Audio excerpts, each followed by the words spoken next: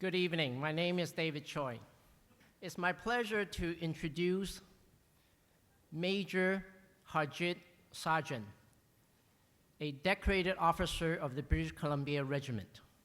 He has served several dangerous theaters with the Canadian Forces. Major Sergeant, who is not a sergeant, and his last name Sergeant is not spelled the conventional way. Major Sergeant makes public presentations to various groups, promoting a greater understanding among Canada's many cultures. Major Sergeant.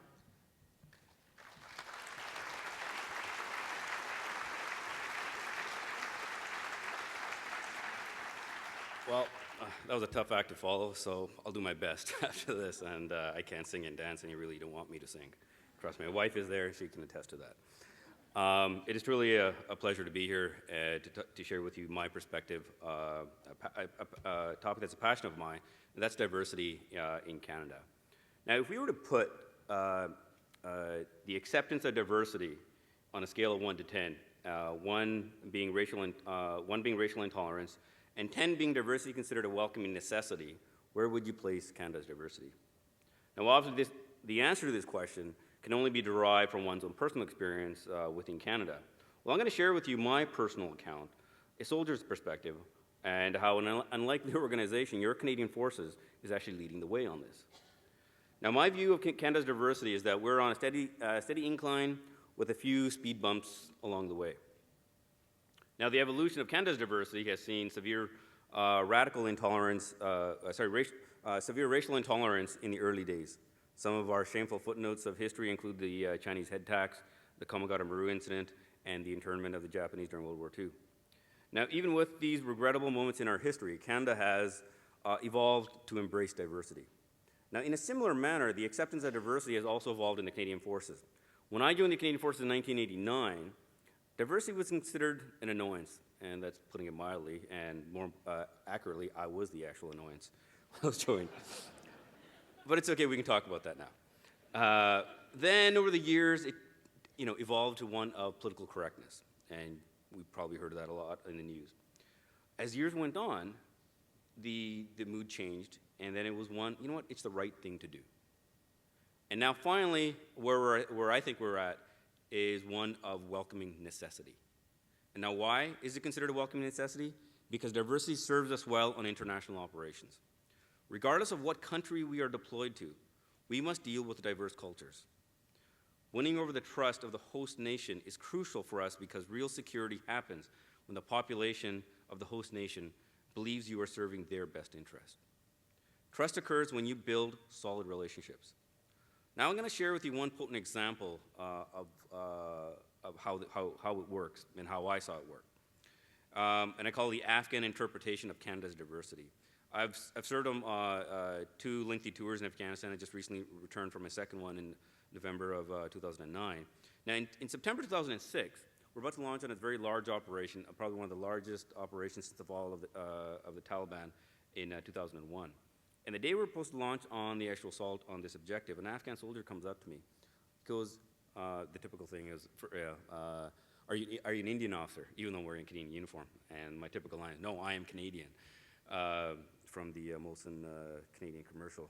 And that's exactly, because that's how I normally live my life. But I don't drink alcohol, by the way. But the point is, because that's how it usually starts. He goes, no, I'm a Canadian officer. And he's surprised. Then he goes, are you a sergeant, a corporal? That's not the different ranks within the forces. I said, no, I'm actually I'm an officer. I'm a major. He goes, what? You're an officer? And I said, yeah, I'm an officer, and I actually work for the top general here, General Fraser. And he's even more stunned. And he stands there for a second, looks at me, and thinks about it for a second, and he turns to me and says, and we're communicating in broken. I'm trying to speak Punjabi, he's trying to speak Pashto, but we're getting, communication is happening here. And he says, and I had to write the quote down because it was profound the way he said it and the way he meant it. And I didn't know why I was doing such a good job, and this is why it happened. He goes, if Canada allows you to join its military and gives you equal responsibility, then maybe Canada is here to help us. Now, it was a profound statement to me because of the experience that we had it was a very difficult time. The next day, we were going to be going into a very difficult situation. Basically, what he meant was the visible diversity of the forces did much to neutralize the Afghan misconception about the Canadian objectives and help to get our accurate message out. Now, in a wider context now, what this really meant was, now we would get early warnings of attacks, location of IEDs on a constant basis, and most importantly, the location of all the Taliban defensive positions that we were going to be attacking the next day. This is what happened is just by building solid relationship, this just would automatically happen. And another example was we used to have ambushes occur on certain places.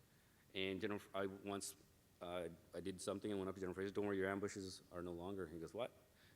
And this was without firing a shot. I said, don't worry, I know a guy.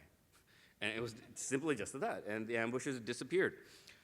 And then later on, if I can just self-indulge in some self-promotion here, General Fraser in 2007, he never said this to me, but he goes, he's quoted as saying, today we number our dead, and this is back in 2007, today we number our dead at 44. If it were not for Harjit's work, that number might be measured in the 400s.